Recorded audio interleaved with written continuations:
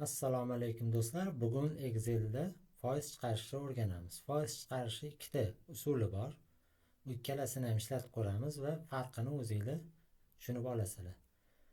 Xo'p, birinchi total usulini ishlatib ko'ramiz va keyinchalik formula bilan yana boshqa usuldan foydalanib ko'ramiz. Total usuli qanaqa bo'ladi? Uning uchun biz belgilab olamiz. Kerakli maydondagi qiymatda foizlarni chiqarish uchun belgilab oldik va eng pastga tushsak mana bunaqa ikonka chiqadi, quick analysis. Ya'ni tezkor analiz qilish.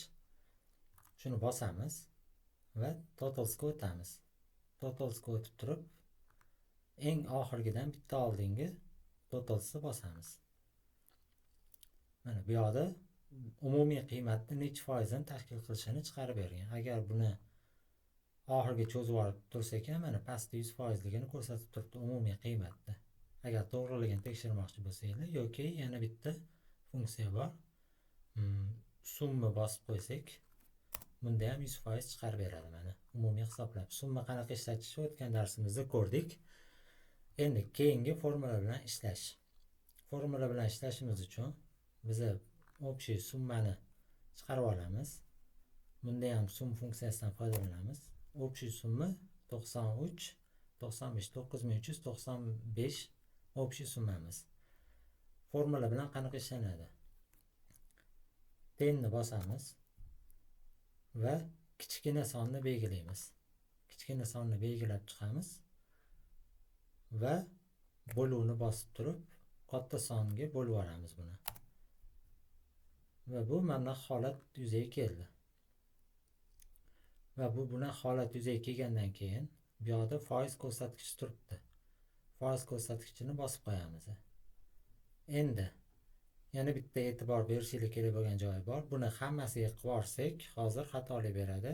Buni sababini ham tushuntirib o'taman. Mana xatolik berdi. Buni sababi nima? Masalan, bu yerda ustiga bitta bosadigan bo'lsanglar, formulamizni D21 ni olyapti. Mana va D40 dan olyapti. Umumiy summani olish o'rniga u pastdagi bo'sh katay D40 dan olyapti. O'shaning uchun xatolik berdi. U bo'sh katay. Endi buni qulflab qo'yishimiz kerak. Qulflab qo'ysakkina bu pastga siljib ketib qolmaydi. Uning uchun nima qilamiz? Eng birinchi formulamizga boramiz. Eng birinchi formulamizga borib turib, bu yerda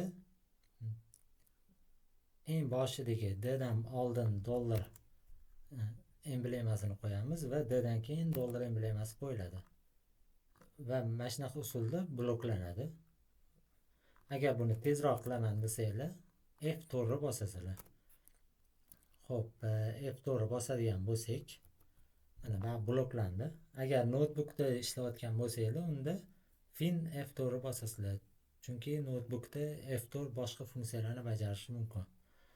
Xo'p, bloklab oldik. Endi bu pastdagi siljib ketmasligini ta'minlaydi bu bloklaganimiz. Enter bosamiz. Va endi buni hammasini to'liq qilib yuborsak bo'ladi. Va buni ham summini chiqarib ko'ramiz. Mana bu ham 100%. Endi farqini ko'rayotgan bo'lsanglar, bu yaxlit. Bu yaxlit bo'lmagan yonda qo'shimchalari bilan bor. Endi matematikada endi bilsanglar, yarimdan oshsa yaxlitlar boradi. Yarimdan kam bo'lsa pastga yaxlitlaydi. Masalan, bu 581 50 dan oshgani uchun, yarimdan oshgani uchun 6 qilib yubordi. Bu 524 5 yarimga yetib bormagani uchun 5 qilib yubordi. Sizlarga to'liq mana bunaqa funksiya kerak bo'lsa, ya'ni to'liq mana bunaqa foiz kerak bo'lsa, totaldan foydalanasizlar. Agar sizlarga yaxlitlangan foiz kerak bo'lsa, masalan, o'qishga oson bo'lgan foiz kerak bo'lsa, unda mana bunaqa formuladan bemalol foydalansanglar bo'ladi. Bugungi darsimiz shulardan iborat edi. O'zinglarni rivojlantirishda to'xtamanglar, sog' bo'linglar, salomat bo'linglar.